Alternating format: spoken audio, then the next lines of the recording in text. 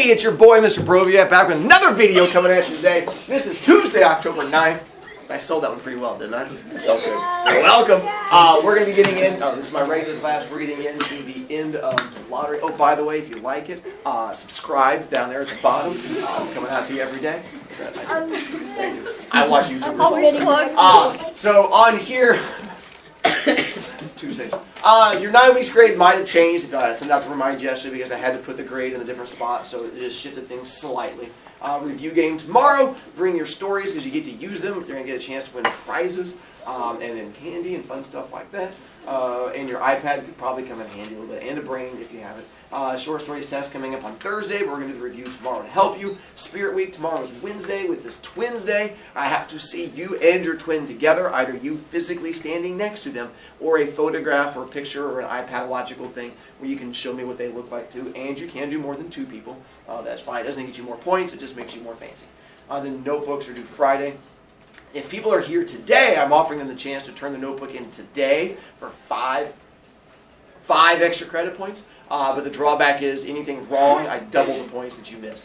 Because you should be guaranteeing that you've gone through there, you should be able to get a perfect score. If not, then wait till Friday and fix those things and be responsible. Speaking of responsibility, one more thing before responsibility. Here's going to be the notebooky thing from there. Once again, this is a screenshot straight from my website. Just go to the MrBrovicast.com/notebooky thing, and all the information is right there to help you out. Plus, you can click on it to find what the different assignments are to try and help you out. Real quick, because of the Socratic quiz from last Friday, I did not have a chance to go through these questions and answers with you, and people retook it, and they still had some struggly issues, and this stuff shows up again on Thursday's test. So I just want to run through it real quick. Given, if you didn't read the story, I can't help you, but those of you who did read it, I thought we could try to help guide you a little bit to make you slightly smarter.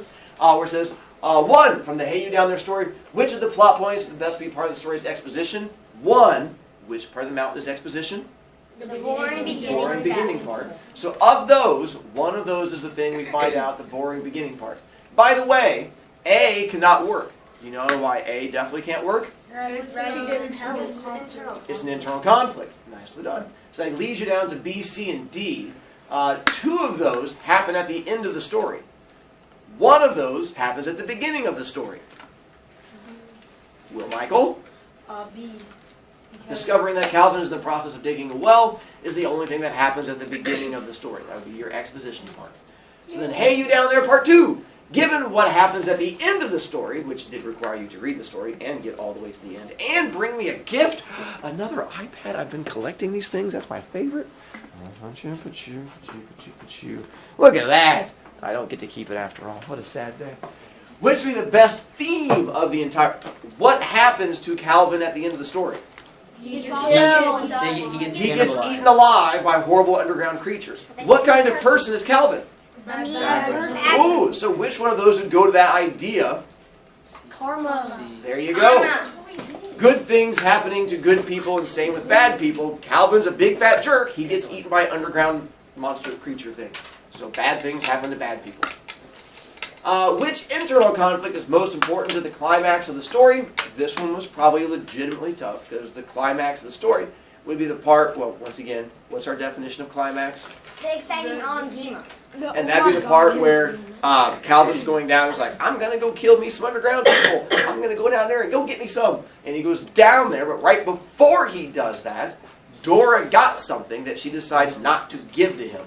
And so that becomes our internal conflict, which leads to the climax. Because they kept sending notes back up, and the last one said, what was the last note that was on there? Yeah? I'm trying to think what the last note said. I don't have my, there it is. The last note said, You are more stupid than we thought. Your clumsy death rays are useless to us. We informed you of this. We want turkey. Send us turkey immediately. And so the problem with Calvin is they keep saying, send us turkey. Have you guys ever seen a turkey? Yeah, the turkeys have a little thing that's right down there. How do they keep describing Calvin? He has a little down there, like a big red flabby neck thing. And so she doesn't give him the note saying that they don't want any more flashlights. And so the internal conflict that she has, that she makes the decision of? to give him that last note or crumble up and hide it, and she decides not to give it to him. And he goes down there at the death row. He's looking like a turkey, this little thing down there at the bottom. And of course, that's why they eat him, because they think he's a big angry turkey. Hey, you down there! The plot, the point of view. What was our point? First. Third person. So if you're saying third person omniscient, you're saying there's a scene that Dora is not in. Wait. First person? First person. Because it says I. Yeah, in the very beginning. Says I. Calvin was. It was just Calvin. Well, where it says. Like the first. She was sitting there. Did you get to the second paragraph? What do you think it was? Dora Spender sat across the table from her husband the entire time. Yeah. Third person limited because Dora's in every scene. Now, given if you just read the first paragraph and stopped, yeah, you're probably correct. But then we did this new thing called going on to the second paragraph, and then you figure out, oh, she was there the entire time. Mr. Brovicast, that required me to think and analyze. I apologize. The number 5, which character trait description of Calvin ends up being the most important to the resolution of the story? Well, as we find out what happened to him at the very end of the story, he got eaten. Why does he get eaten? He tried to kill him. The red, dangly, flabby neck thing. That's why they eat him, because what do they think he is? A turkey. They think he's a turkey. He goes down there and he's like, and he yells the whole time like, oh, he's just a giant turkey. That's delicious. So he gets himself eaten. Which of these lines in the story turned out to be the best example of foreshadowing? Also a little bit tougher because it required you to 1, know foreshadowing, and 2, read the entire story. What is foreshadowing again? The clues in the story. Well, at the end of it, what is it Calvin's planning on doing to the people down there in the underground area? Killing them. He plans on going down there and killing them. What happens to him? He gets killed. And so the one on there where it talks, that would be the foreshadowing about... Oh, wait, no, this one's different. Sorry, that's hints towards a different question coming up. This one on there is at the very beginning of it when he keeps sending up the dirt, and Dora has to keep dealing with all the dirt. She says the whole, man, I wish something would happen because this is really boring taking care of dirt. And then all of a sudden, something happens. On this particular morning, as she lowered the bucket for its 10th time loading, she prayed, please God, let something happen this time. Let something really and truly happen so I won't have to haul up any more dirt. And then shortly later, she does not have to haul up any more dirt because her husband gets eaten. And hey, you down there, what literary term would best describe the story when Calvin is lowering himself in the hole to confront the creatures down there after they have refused to accept his flashlights and Dora doesn't know what's going to happen to him? Suspense. This is one like almost everybody got correct. After beating suspense into you with Man from the South, that definitely helped you guys there. Then, this is the one that I meant to do a second ago. I was off on my questions. She spent most of the next hour praying that Calvin would not find the people down there and become a murderer. Rising act. Irony. Irony. Why is it irony? Because he was going to kill them, but they kill him. Because he goes down there to kill them, and then he gets killed himself. So that would be the exact opposite. When she was worried about him becoming a murderer, and he gets murderized himself. Number 9, a lot of you got correct. Which of these comparisons is most true? Deal with unknown. They both dealt with the unknown creatures that aren't like humans. Whether the zoo was the space aliens, and this one had, I don't know what Glar was. Some underground Edie creature. Aliens. Works for me. From Man from the South, which of these is the best example of foreshadowing? The man. The woman. This one hurt you guys because it required you to go and read the end of the story, which a lot of you did not do, so then the foreshadowing did not work. Maddie? The old man offers up a Cadillac? Nope, does not foreshadow anything from there, but a good try. D. Why do you say D? Because at the end of the story, with the woman on the woman's gown, she walks in and she's missing her fingers, and they tell the story that he has 42 fingers. There you go. And so that becomes your foreshadowing when they walk in and see, we think he's staying by himself, but there's a woman's dressing gown sitting over at the side, and you're like, well, that's kind of weird, but you don't pay any attention to it, and you keep going, and then it turns out that's his sister, and she comes in there with all her missing fingers and stuff like that. That's our example of foreshadowing. And then 11, knowing the end of the story, which of these lines from the story would be made considered the most ironic? Well, what is it he's trying to do at the end of the story? Cut off A kid's fingers. So which of these would be the most opposite of that? A. D. B. A. C. A. A. C is correct. What? The fact that it looks like he's setting up a children's party as he's going around like he's all excited, that'd be ironic because he's not setting up a children's party. He's setting up a finger cutting off party. That's just like my kid parties when I was younger. Well, that would explain why you got it wrong. For the rest of us, a finger cutting off party should not be the same thing as a children's party. So that's the opposite of what you're expecting on there. And then 12, which of these plot points would be the strongest example of suspense in the story? This one almost everybody got right. D. Agreed? Yeah. That's correct. The boy lighting the lighter while the old man's holding the knife above his hand. That was a good example of suspense. By the way, our story today has another really good example of suspense again. Ooh, yay. I will do my best to make sure we actually finish it, which is why we have to save our story over there. But we're going to have to try and get to the fun part here now. Gotcha. So we talked about, with traditions, once again, we mentioned traditions yesterday, because they play a big role in our story, the things that happen every year. As far as kids go, with traditions, do you care about why traditions start? No. What do you care about? What happens? Getting the end result, whether it be fireworks or candy or presents or stuff like that. This town is going to be very similar. All they're going to care about is the final results, the idea of whatever happens at the end of the lottery. In our lottery, where is it taking place? Like a village. In a village. How big's the village? 300 people. 300 people. When is it taking place? June 27th. Close. June 26th. 26th. They say sometimes it takes 2 days and goes into the 27th, but it's taking place on the 26th. Let's see. No, but for them, since it's such a small village, it only takes 2 hours. Because they're talking about the bigger places. I apologize. I was wrong. Things happen. Don't celebrate so much. So what's It was the 27th. It happens. I don't know. Squat up. But they say sometimes it starts on the 26th, but eventually it has to finish on the 27th. That was my issue. We have it there. Gibson? Okay, so this isn't about the lottery, but is it even possible to sleep with your eyes open? Yeah. It is? Yeah. Okay. That was a fun game. Let's see. There. So, is this the only town that does the lottery? No. And how long has this town been doing the lottery? Longer Longer than Old Man Warner, who's, I bet he got beat up a lot as a kid. If your name was Old Man Warner and you're in elementary school, they're like, what's wrong with you? And then, what is it we use for our lottery? Black box. What's in our black box? Paper. Nicely done. Pieces of paper. And we got to, there used to be something else inside Wood this. chips. Oh, you guys are on that one. The wood chips, but they're like, our town is humongous now, so we're no longer using wood chips. Now we're going to be using chunks of paper.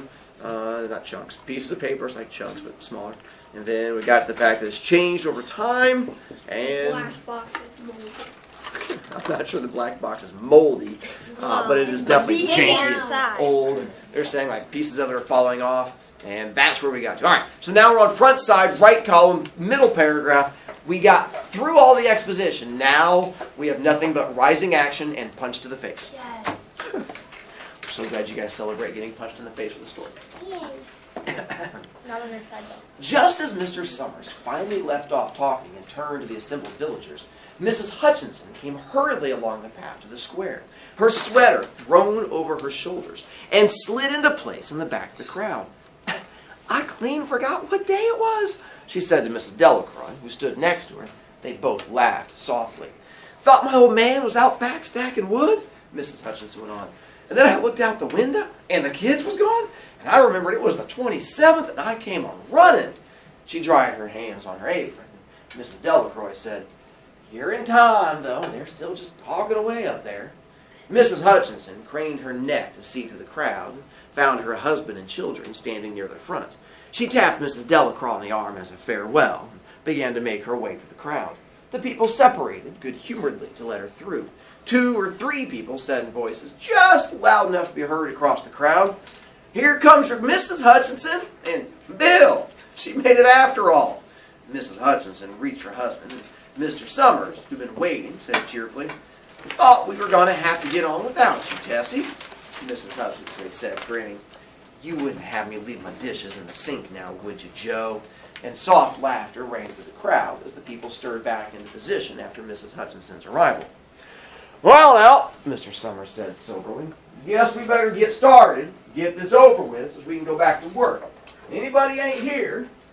Quick pause, 2 things. 1, we're going to find out not everybody in the town gets to play the lottery. Only certain people do.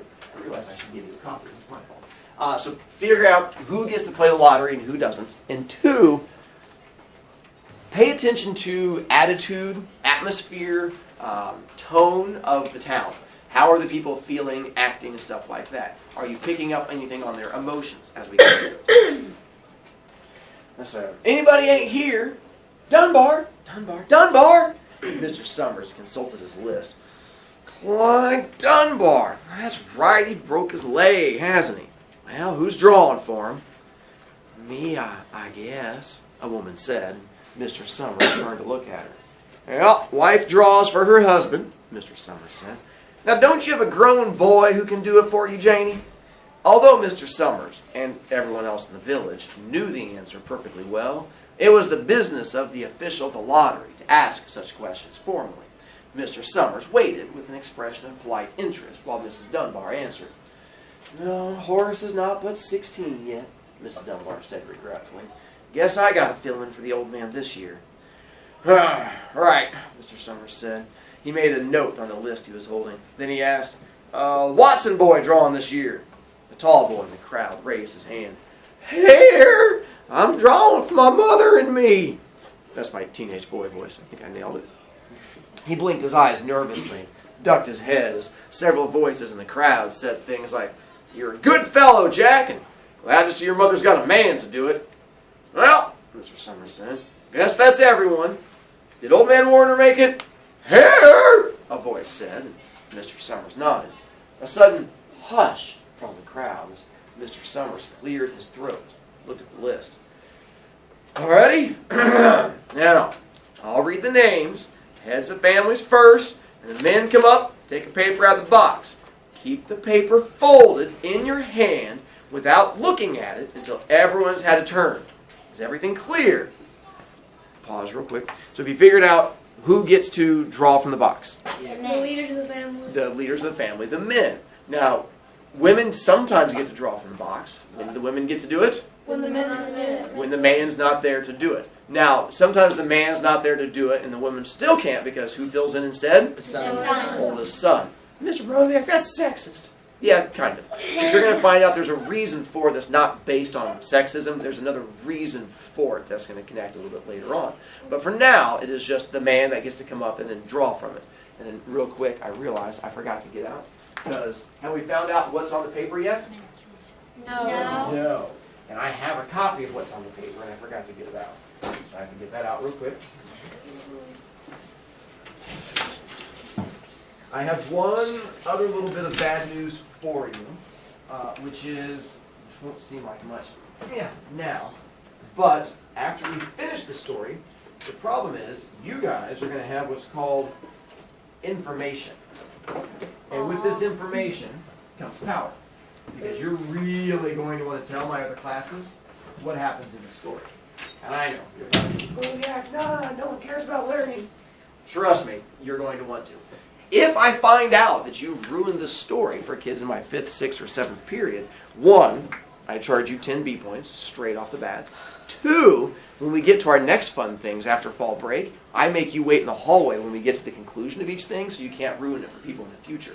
Because you ruin things for other people, I find ways to ruin things for you. But not that you guys would do that. I'm just giving you the warning so that you don't make poor choices. Because it'll be very tempting.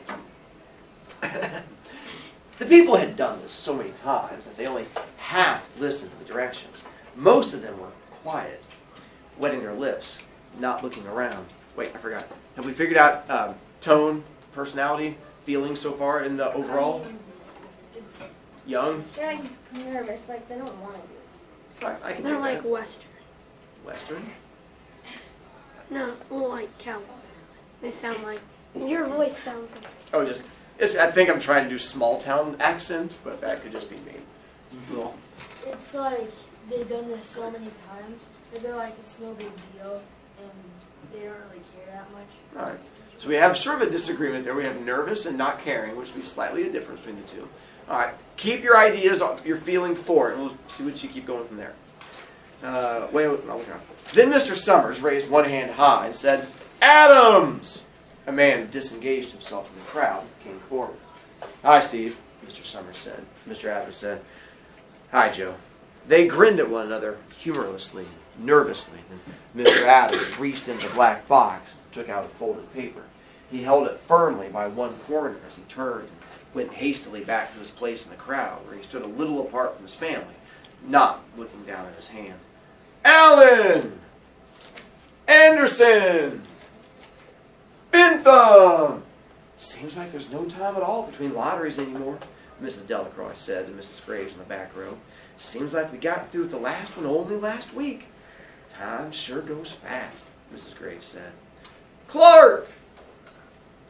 Delacroix!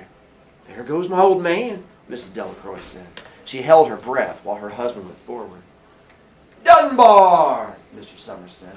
Mrs. Dunbar went steadily to the box while one of the women said, Go on, Janie. And another said, There she goes. Where next? Mrs. Graves said. She watched while Mr. Graves came around from the side of the box, greeted Mr. Summers gravely, selected a slip of paper from the box.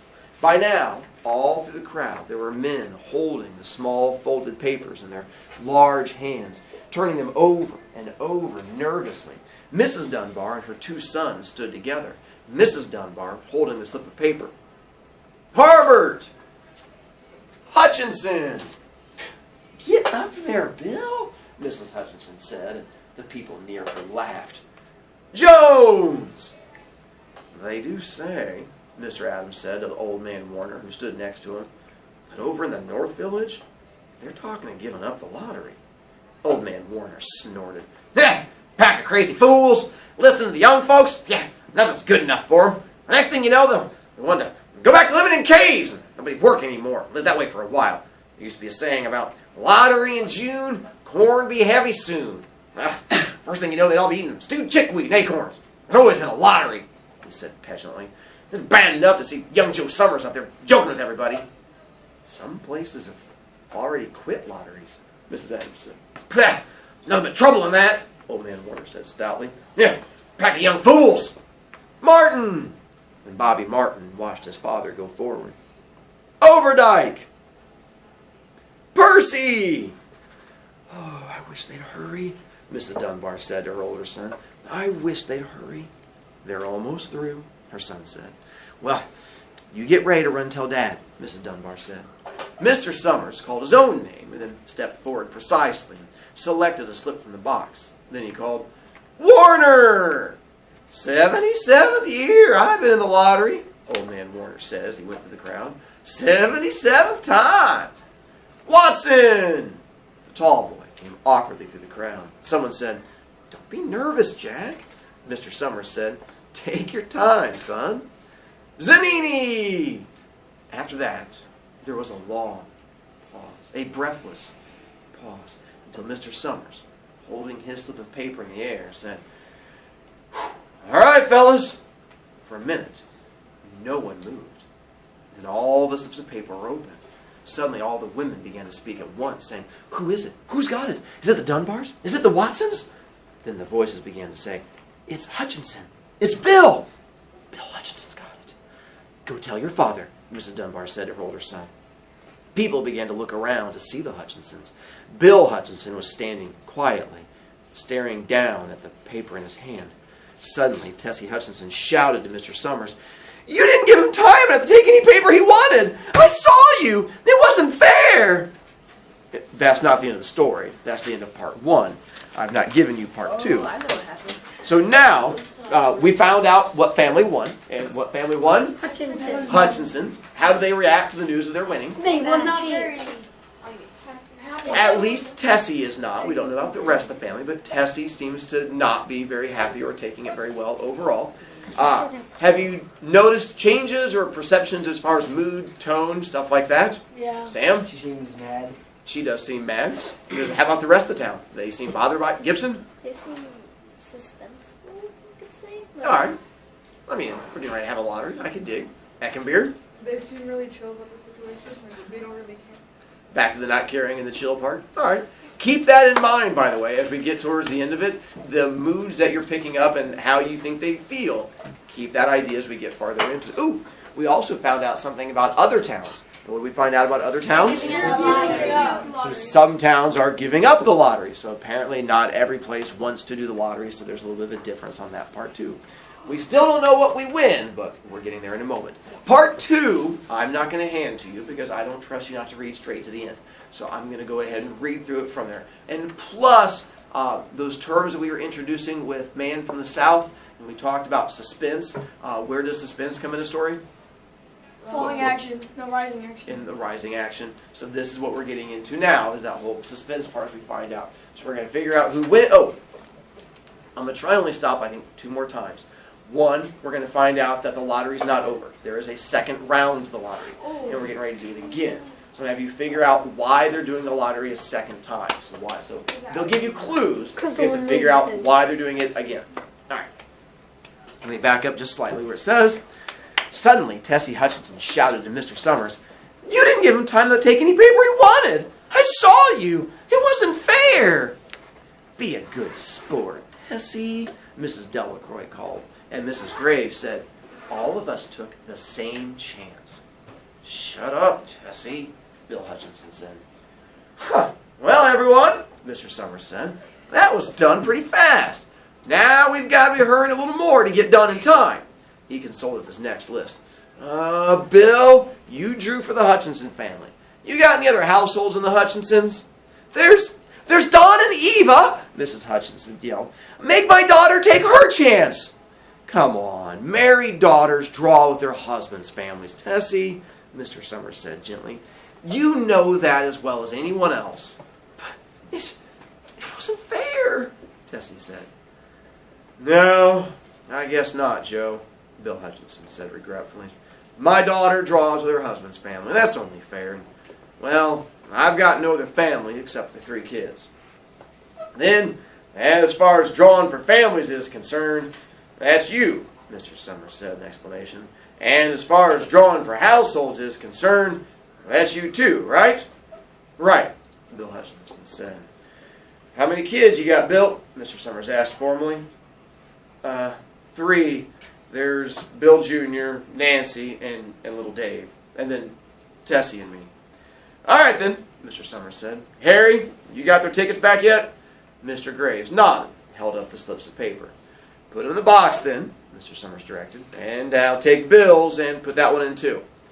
I think we ought to start over," Mrs. Hutchinson said as quietly as she could. "I tell you it wasn't fair. You didn't give him time to choose. Everybody saw that." Mr. Graves had selected the 5 slips and put them into the box. He dropped all the papers but those onto the ground, where the breeze caught them and lifted them off. "Listen, everybody," Mrs. Hutchinson was saying to the people around her. "Are you ready, Bill?" Mr. Summers asked. And Bill Hutchinson, with one quick glance around at his wife and children, nodded. Quick pause here. So now we're figuring out we're going to do another round of the lottery. Why are they doing it again? What's the purpose of this round of it? Mason? To see what his punishment is. No, but a good guess. Not for the punishment yet. Sam? For his kids. Getting closer on that one. Not just kids, because Bill and Tessie are also in there too. Family? You're getting there? Gibson? Because someone didn't think that it was fair, so she declared another round to recall. No, but a good guess too. So what's going to happen here, and that's because it's kind of hard to pick up on, their town is so big at 300 people, it would take too long for all 300 people to come up and draw. So instead of 300 people coming up, they just have one person from each family come up, because that's the easiest way of doing it. So who's the person from each family who comes up? The The man, because you have to pick somebody to do it, so they just pick the man to come up, so one person from the family. We have the winning family, the Hutchinsons. The second round, now that we have the winning family, now we figure out the winning person. So we're going to figure out which person in that family is going to win. So the first part was to find the family. Now we get to find the person. Now, when she was talking about Don and Eva, it's because they have 3 kids. They have a 4th kid, which is Eva, who's married and has her own family now. So she's like, make her come over and do it too. They're like, no, she has her own family. Her husband already drew.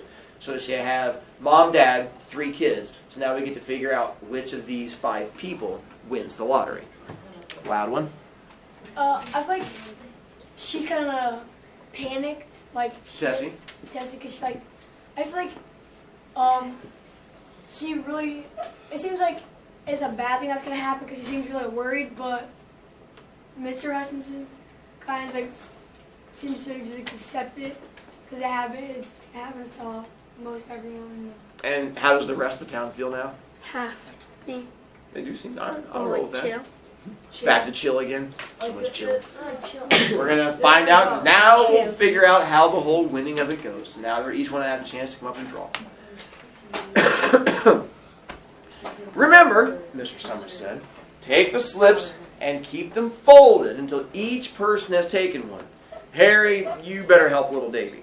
Mr. Graves took the hand of the little boy, who came willingly with him up to the box. Take a paper out of the box, Davy, Mr. Summers said. Davy put his hand into the box and laughed. No, take just one paper, Mr. Summers said. Harry, you better hold it for him. Mr. Graves took the child's hand and removed the folded paper from the tight fist and held it while little Dave stood next to him and looked up at him wonderingly. Nancy next, Mr. Summers said. Nancy was only 12, and her school friends breathed heavily as she went forward, switching her skirt. She took a slip daintily from the box. Bill Jr., Mr. Summers said. And Billy, his face red, his feet over large, nearly knocked the box over as he got his paper out. Tessie, Mr. Summers said. She hesitated for a minute, looking around defiantly, and then set her lips and went up to the box. She snatched a paper out, held it behind her. Bill, Mr. Summers said. And Bill Hutchinson reached into the box and felt around, bringing his hand out at last with a slip of paper in it. The crowd was quiet. A girl whispered, "Oh, I hope it's not Nancy." And the sound of the whisper reached the edges of the crowd. "Ah, it's not the way it used to be," Old Man Warner said clearly. "People ain't the way they used to be." "All right," Mr. Summers said. "Let's open the papers. Harry, you open little Davy's." Mr. Graves opened the slip of paper. There was a general sigh through the crowd as he held it up, and everyone could see that it was blank. Nancy and Bill Jr. opened theirs at the same time. Both beamed and laughed, turning around to the crowd and holding their slips of papers above their heads. "Tessie," Mr. Summers said. There was a pause, and then Mr. Summers looked at Bill Hutchinson. Bill unfolded his paper and showed it. It was blank. "It's Tessie," Mr. Summers said, his voice now hushed. "Show us her paper, Bill." Bill Hutchinson went over to his wife and forced the slip of paper out of her hand. It had the black spot on it. The black spot Mr. Summers had made the night before with a heavy pencil in the coal company office. Bill Hutchinson held it up. There was a stir in the crowd. "All right, folks," Mr. Summers said. "Let's finish this one quickly." Although the villagers had forgotten the ritual and lost the original black box, they still remembered to use stones. The pile of stones the boys had made earlier was ready. There were stones on the ground with the blowing scraps of paper that had come out of the box. Mrs. Delacroix selected a stone so large she had to pick it up with both hands and turned to Mrs. Dunbar. "Come on," she said. "Hurry up!" Mrs. Dunbar had small stones in both hands, and she said, gasping for breath, "I can't run at all. You'll have to go ahead. I'll catch up with you." The children had stones already, and someone even gave little Davy Hutchinson a few pebbles. Tessie Hutchinson was in the center of a cleared space by now. She held her hands out desperately as the villagers moved in on her. "It isn't fair," she said. Stone hit her on the side of the head. Old Man Warner was saying, come on, everyone." Steve Adams was in the front of the crowd of villagers with Mrs. Graves beside him. "It isn't fair! It isn't right!" Mrs. Hutchinson screamed. And then they were upon her. And that's how the story ends. Wow. Oh, yeah. She got stoned. Stone. Why'd Now- they kill her? Like the little Now that's the question we're going to get to. Now, here's what makes it even worse. This is based on a true story here in America when the author wrote it. The problem was people were not having any issues with this when it was happening. So she wrote a story to bring attention to it. Here's what makes it doubly worse. This is starting up again here in America now. And so it's one of the reasons why I find it extremely relevant. Here's where the connection comes in. Why does the town do the lottery? Because To everyone shorten the else population. No, it has nothing to do with population at all, because even the big cities do it. Remember the thing we talked about at the very beginning? Tradition. Do they care why they do it? No. All they care about is the end of it. Does every town do it? No. Some towns have quit. So it has nothing to do with the size of how some towns do it, some towns do not. Now, when they go against Tessie, there's only one thing that makes Tessie different than everybody else. And that one thing is that black dot. That's the only thing that makes her different than all the other people.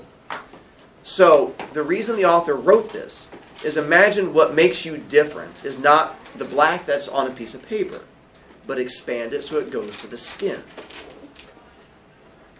And then you would turn against that person because of the color of their skin. What is that? Racism. Racism. Racism is not something you're born with. Where do people learn racism? Culture. And Family. from your family. And racism is a tradition that gets handed down.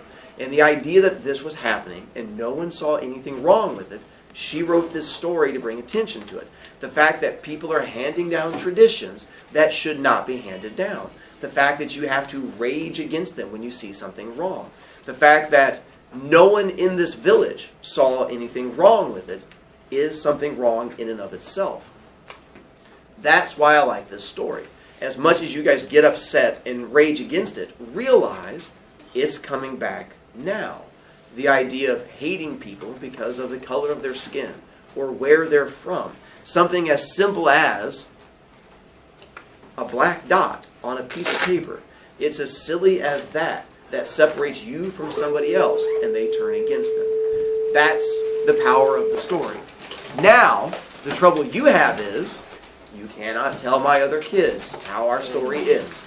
Let them have that same upsetting shock that you did. Tomorrow, review game and happiness. Enough learning for now.